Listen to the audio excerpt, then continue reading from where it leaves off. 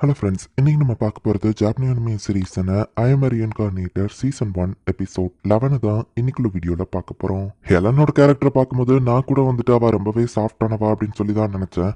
But இந்த எபிசோட்ல எலனோட revenge வந்துட்டு வேற லெவலில் சூப்பராக இருக்கும். என்னால் முடிஞ்ச அளவுக்கு டீட்டெயிலாக எக்ஸ்பிளைன் பண்ணுறேன். சரி வாங்க நம்ம இன்னைக்குள்ள கதைக்குள்ள போகலாம். இன்னைக்கு நம்ம பார்க்க போகிறது ஐ எம் ரீஇன்கார்னேட்டர் சீசன் 1 எபிசோட் 11. ஒரு வழியா இப்ப ரஃபலியாவை காப்பாத்தி வெளியே கூட்டிட்டு வராங்க. அவ பயத்துல தூங்கிட்டு இருக்கா, அவ்வளவுதான் அப்படின்னு சாவல் சொல்றான். ரஃபலியாக்கு எப்படி இருக்குன்னு எலன் கேக்குறா. அவளுக்கு எந்த அடியும்லாம் படல, நல்லா தான் இருக்காங்க, சேஃபா இருக்கும்னு தெரிஞ்ச உடனே தூங்கிட்டாங்கன்னு ஆல்பர்ட்டோ சொல்றான். அப்பா நீங்களும் அம்மாவும் வேற லெவல்ல ஃபைட் பண்ணீங்கன்னு எலன் சொல்றா. அவர் வேற லெவல்ல இருக்கும் எங்க அப்பா சொல்லியிருக்காருன்னு வான் சொல்லவும் அது என்னமோ உண்மைதான் அப்படின்னு ஆர்ச்சின் அந்த இடத்துக்கு வந்து சொல்றா. ரொம்ப நாள் கழிச்சு பவரை யூஸ் பண்றதுனால என்னால அதை கண்ட்ரோல் பண்ண முடியல நம்ம ஹீரோ சொல்றான். அப்ப போய் நீ நம்ம சேர்ந்து பிராக்டிஸ் பண்ணணும் நம்ம ஹீரோ சொல்றான். காலத்துல பேண்டிட்ஸை பிடிக்கணும் அப்படின்னு சொல்லி உங்க அப்பாவுக்கு ஒரு மிஷன் வந்துச்சு. அவங்க உல்ஃப் ஸ்பிரிட்டை வச்சிருந்தாங்க. ஹீரோவையே தடுத்துடலாம் நினைச்சாங்க. பட் உங்க அம்மாவை பார்த்தோன்னே உல்ஃப்ஸ் எல்லாம் சரண்டர் ஆயிடுச்சு. லார்ட் ராவலோ டொர்னாடோ மாதிரி மேஜிக் யூஸ் பண்ணி அவங்கள சாவடிச்சிட்டாருன்னு சொல்லவும் அந்த உல்ஃப்ஸ் எல்லாம் ஐயோ பாவம் அப்படின்னு சொல்லி எல்லாம் யோசிக்கிறா. ஆமா அப்பா அவங்களால லைட்னிங் மேஜிக் தானே யூஸ் பண்ண முடியும், எப்படி டொர்னாடோ யூஸ் பண்ணீங்கன்னு கேட்டா ஆரியோட பவர் இருக்கும்போது என்னால எல்லா எலமெண்ட்ஸையும் கான்ஜர் பண்ண முடியும் அப்படின்னு நம்ம ஹீரோ சொல்றான். ஹெலன் இதனால தான் சொல்றேன், நீ யார் கூட கான்ட்ராக்ட் போடுறியோ அவங்கள கேர்ஃபுல்லா போடணும் அப்படின்னு நம்ம ஹீரோ எக்ஸ்பிளைன் பண்றான். ரஃபிலியா கண்மொழிஸ்டன் பட்லர் வந்து சொல்றான். பிரின்ஸ் தான் ஃபர்ஸ்ட் போயிட்டு பாக்குறான். நல்ல உனக்கு எதுவும் ஆகலன்னு கார்டியல் சொல்லுவோம். பின்னாடியே நம்ம ஹீரோவும் வந்திருக்கான். உடனே கார்டியல் நீங்க பேசுங்கன்னு சொல்லி அங்க இருந்து கிளம்புறான். சோ நீ தான் இல்லனா எல்லாமே உன்னோட ஃபால்ட் தான் அப்படின்னு சொல்லி ரஃப்லியா எலன்னு பிடிச்சி திட்டுறான். கூட ஆல்ரெடி லெட்டர் எக்ஸ்சேஞ்ச் பண்றான். அதை வச்சுதான் உன்னை கேப்சர் பண்ணிருக்காங்க. இதுல எலன் தப்பு எதுவும் இல்லைன்னு அவங்க அப்பா சொல்லவும் நானும் உங்களோட பொண்ணு தானப்பா, பட் எனக்கு நீங்க சப்போர்ட் பண்ண மாட்டேங்கல அப்படின்னு சொல்லி ரஃப்லியா சொல்லிட்டு எலன் பக்கமா திரும்பவும் நான் எல்லாத்துக்கும் ஹெல்ப் பண்ணணும் தான் இப்படி பண்ண, என்ன மன்னிச்சிரு அப்படின்னு சொல்லி எலன் சொன்னான். குய்யா வயசு தான் ஆகுது, பட் ஆனா நீ இன்னும் குட்டியா இருக்கு, எனக்கு தான் பெருசா இருக்கு, ஹைட்டோ சரி மத்ததோ சரின்னு வா சொல்லவும் எனக்கும் நான் வளர்ந்ததுக்கு அப்புறம் அது வளரும் அப்படின்னு சொல்லி எலன் ஆளுற மாதிரி போகும். அம்மாக்கு பெருசா இருக்கு உனக்கும் பெருசா, கவலைப்படாத நம்ம ஹீரோ சமாதானப்படுத்துறான். இந்த தைரியம் தான் பிரின்சஸ் அள வச்சிருப்பேன் வான் மறைச்சிட்டு போறான். இப்ப நம்ம எலனோ ஹீரோவோ பேசிட்டு இருக்கோம். லேடி நான் போய் அந்த பொண்ணை துண்டு துண்டா வெட்டிடுவான்னு பான் கேட்க, அப்படிலாம் பண்ணிடாதா, அவ என்னோட கசன் எலன்னு சொல்றா. உங்களோட மூடு எப்படி நல்லபடி ஆக்குறதுன்னு எனக்கு தெரியும் அப்படின்னு சொல்லி வாணியை நம்ம கொஞ்சங்கன்னு சொல்லவும் அவ்வளோ ஃபிளஃபியா இருக்குன்னு அது மேல கொஞ்சிட்டு இருக்கா. ஹீரோ மறைச்சிட்டு இருக்கோம். அப்பா நீங்களும் வந்து இதை என்ஜாய் பண்ணுங்கன்னு கூப்பிடுவோம். ரெண்டு பேரும் சேர்ந்து அவனை கொஞ்சிட்டு விளையாடிட்டு இருக்காங்க. நான் சீக்கிரம் வளரணும் அப்படின்னு எல்லாம் நினைச்சா நீ வளராம இப்படியே இரு, வளர்ந்துட்டுன்னா கல்யாணமாகி வேற ஒருத்தங்கிட்ட போயிருவ, நீ என்னை விட்டு போறதுல எனக்கு விருப்பம் இல்லை அப்படின்னு நம்ம ஹீரோ ஸ்டோக்கமாக்குறான். உடனே எலன் பிடிச்ச அவனோட கண்ணத்தை அடிச்சு அவனை நார்மல் ஆக்க ட்ரை பண்றா.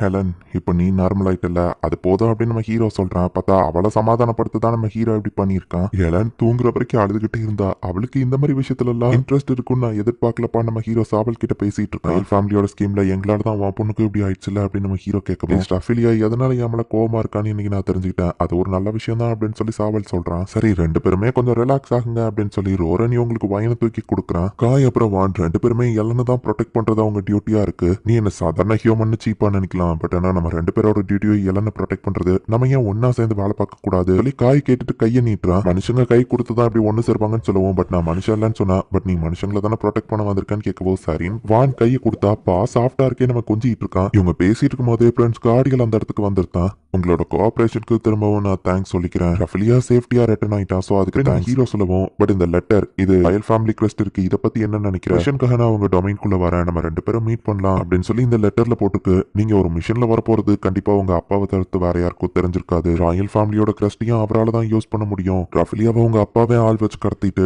கடத்தினா உங்களை தேடி நாங்க வரும்போது கண்டிப்பா உங்களை மீட் பண்ணுவோம். சோ நீங்க எங்களுக்கு ஹெல்ப் பண்ணீங்கன்னா மெடிசனை பத்தி உங்களுக்கு சொல்லுவோம். இது தானே உங்க அப்பாவோட பிளானா இருந்திருக்கு. அண்ட் உங்க அப்பா அப்படிப்பட்ட ஆள் தான் அப்படின்னு சொல்லி நம்ம ஹீரோ எலன்னு எல்லாரும் எக்ஸ்பிளைன் பண்றாங்க. உங்களுக்கு ராயல் ஃபேமிலிக்கு எந்த சம்பந்தமும் இல்ல அப்படின்னு பாடி கார்டு சொன்னா அதுக்கு உங்ககிட்ட ஏதாச்சும் ப்ரூஃப் இருக்கா அப்படின்னு நம்ம ஹீரோ கேட்கறான். பட் நாங்க இதுல கார்டியல் சொல்ல வருவோம். தெரியும் நீங்க இதுல இன்வால்வ் ஆகல, ஆக்சுவலி உங்க அப்பா உங்களையே யூஸ் தான் பண்ணிருக்காரு. சரிப்பா அந்த மெடிசனை பத்தி வருவோம். ப்ராமிஸ் பண்ணபடியே ரஃப்லியா சேஃப்டியா வந்ததுனால மெடிசன் நான் உங்களுக்கு கொடுக்குறேன்னு சொல்லி ஒரு குட்டி பாட்டில கொஞ்சோண்டு மெடிசனை கொடுக்குறாங்க. மெடிசன்ஸோட டீட்டெயில் என்னால கொடுக்க முடியாது, சொன்னாலும் அது உங்களுக்கு புரியாதுன்னு சொல்லவும் அப்ப இது ஹியூமன் வேர்ல்டுல கிரியேட் பண்ண முடியாதுன்னு சொல்றீங்களான்னு ஹியூமை கேட்கறான். ஆமா அப்படின்னு எல்லாம் சொல்றா. பட் ஸ்பிரிட்ஸுக்கும் இது தேவைப்படாது, ஏன்னா ஸ்பிரிட்ஸ் இட்டர்னிட்டியா வாழும். சோ ஸ்பிரிட்ஸுக்கு மெடிசன்லாம் தேவை கிடையாது, வேணா செக் பண்ணி பாருங்கன்னு எல்லாம் சொல்றா. ஸ்பிரிட்டை வச்சு செக் பண்ணா அந்த ஸ்பிரிட்டுக்கே இது என்னன்னு தெரியல. ஹியூமன் வேர்ல்டு சேர்ந்ததோ கிடையாது, ஸ்பிரிட் வேர்ல்டு சேர்ந்ததோ கிடையாது அப்படின்னு அந்த ஸ்பிரிட் சொல்லுது. இந்த மாதிரி இன்கிரீடியன்ஸ் நான் பார்த்ததில்ல இந்த ஸ்பிரிட் சொல்லியிருக்கு. உங்களால இதை மேக் பண்ண முடியாது, பட் இந்த மெடிசனை நான் சப்ளை பண்றேன். நான் கொடுத்துருக்கிற மெடிசன் ஆன்டிபயோட்டிக்ஸ், அது வியாதிகளை வேர்ல இருந்தே போய் கொல்லும். இதையே வயித்தால போற பேஷண்ட்ஸ்க்கு கொடுத்தீங்கன்னா அது ஒர்க் ஆகாது. சோ ஒவ்வொரு வியாதிக்கும் ஒவ்வொரு மெடிசன் இருக்கு, எந்த வியாதிக்கு எந்த மெடிசன், எவ்வளவு ப்ராப்பரா ஹைஜீனா அதை யூஸ் பண்ணணும், இந்த மாதிரியான எல்லா விஷயத்தையும் நீங்க இதை சப்ளை பண்றதுக்கு முன்னாடி தெரிஞ்சுக்கணும். ஹவுஸ் ஹீலர்ஸ் கிட்ட போயிட்டு கேளுங்க, மெடிசன் எப்படி யூஸ் பண்ணணும்னு சொல்லி தருவாங்க. தாத்தா அவங்களுக்கு அந்த இடத்த காமிங்க பட்லர்ட்ட எலன்னு சொல்றா.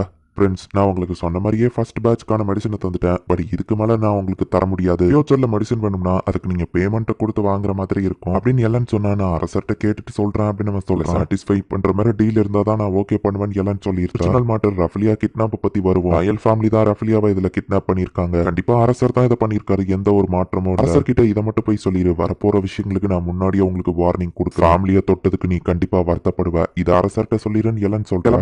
என்கிட்ட தாராளமா பேசுற நீ சொல்லியிருந்தியா அப்படின்னு சொல்லி அவன் கேட்கலாம். ரஃபலியாவை சேஃப்டியா மீட்டுட்டா நான் சொல்றதை கேப்பியா நம்ம கேட்டிருப்பான். எலனோ ஓகே சொல்லியிருப்பா. திரும்ப நான் உன்னை எப்போ பாப்பேன்னு தெரியாது. இப்பவே பேசலன்னா எப்பவோ பேச முடியாதுன்னு நம்ம சொல்லுவோம். எலனோ பேசுறதுக்கு ஒத்துக்கிறா. நம்ம ஹீரோ ஃபர்ஸ்ட் கொஞ்சம் தயங்கவும் ப்ளீஸ் அப்படின்னு கெஞ்சி கேட்கறா. சரி ஆனாலும் சரி எலன் கிட்ட மட்டும் போயிடாத அப்படின்னு நம்ம ஹீரோ வார்னிங் கொடுத்துட்டு கிளம்புறான். எலன் ராயல் ஃபேமிலி ஸ்பிரிட்ஸ் என்ன பண்ணுங்கிறது எனக்கு நல்லாவே தெரியும்னு சொல்லுவோம். நீங்களும் ராயல் ஃபேமிலியில ஒரு பார்ட் தான். கிங் ஏன் அப்படி பண்ணாருன்னு தெரியலன்னு கேட்கவோ, ஆமா தன்னோட கண்ட்ரியை ப்ரொடெக்ட் பண்ணணுங்கிறதுக்காக அந்த கிங் அப்படி பண்ணாரு. பட் அவர் பண்ணது கண்டிப்பா தப்பு தான் அப்படின்னு கார்டியல் சொல்லுவோம். அப்படின்னா கிட்ட மன்னிப்பு கேட்டு எந்த பிரச்சனமும் இல்ல. நீங்க பண்ண தப்புக்கு நீங்க வருந்தணும். மக்களை காப்பாத்துறதுக்காக பண்ணியிருந்தாலும் அவர் பண்ணது தப்புன்னு எலன் சொல்றா. ஹியூமன் சொல்ல 100 வருஷம் தான் அவங்க இறந்து போயிருவாங்க. பட் ஆனா ஸ்பிரிட்ஸ்க்கு அப்படி கிடையாது. ஸ்பிரிட்ஸோட லைஃப் இட்டர்னலுங்கிறதுனால எல்லா அவங்களுக்கு நேத்து நடந்தது மாதிரி தான் தெரியும். சோ இன்னைக்கு வரைக்கும் அந்த ஸ்பிரிட்ஸ் அதே வழியா அனுபவிச்சுக்கிட்டே தான் இருக்கும். அந்த கஷ்டம் எப்படி இருக்குன்னு உங்களுக்கு தெரியுமா? உங்க அப்பாவான அரசரும் அந்த அழுகைகளை கேட்டிருப்பாரு. அது தெரிஞ்சிருந்தும் என் ஃபேமிலி மேலேயே கை வச்சிருக்காரு. நான் கைண்டான பொண்ணுன்னு கிங் ரவிசல் என்ன குறைச்சி எடை போட்டுட்டாரு. இவ்வளவு தூரம் பண்ணதுக்கு அப்புறமும் உங்களுக்கு நான் ஹெல்ப் பண்ணுவேன்னு உங்க அப்பாவை எதிர்பார்க்க சொல்லாத. இதுதான் என் ஃபைனல் வார்னிங். எங்களை கான்டாக்ட் பண்ணாதீங்க அப்படின்னு சொல்லி எலன் கோபமா சொல்லுவோம். சைடு தான் தப்பு இருக்கு. சோ அவனுக்கும் சொல்றதுக்கு எதுவும் இல்ல.